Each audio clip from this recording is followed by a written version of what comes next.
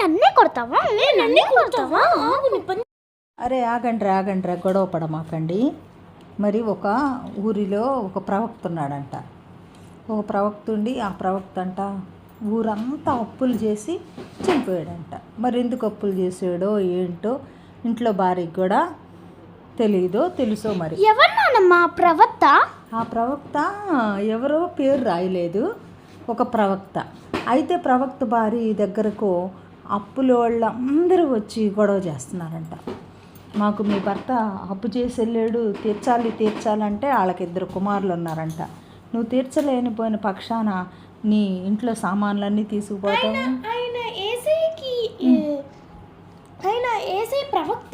ఆయన ప్రవక్త, పాస్టర్ గారు. ప్రవక్త అంటే ఇప్పట్లో పాస్టర్ గారు అని మనం అనాలి.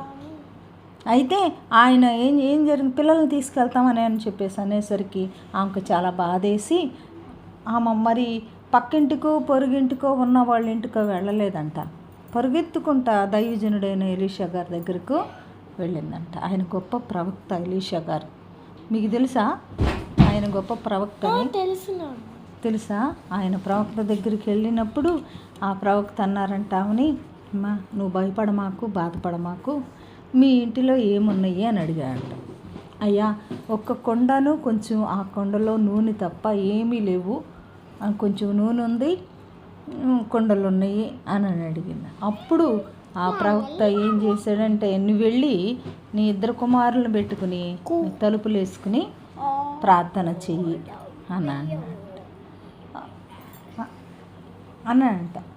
అప్పుడు ఆమె ప్రార్థన చేసిన వెంటనే మరి ఏం జరిగింది అక్కడ? కొండ నిండా నూనె. ఇంట్లో అసలు ఎక్కడ చూసినా నూనె. ఏ నూనె అది? వంట నూనె. ఎక్కడ చూసినా.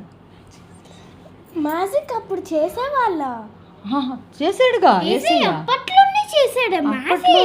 చేసాడుగా మ్యాజిక్ చేయబట్టే మరి చూడు ప్రార్థనలో ఎంత శక్తి ఉందో.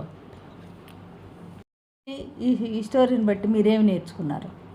మీకేం అర్థమైంది? మనము ఎప్పుడైనా యేసయ్యకి ప్రే చేసుకుంటే ఏదైనా జరుగుతాయి. అది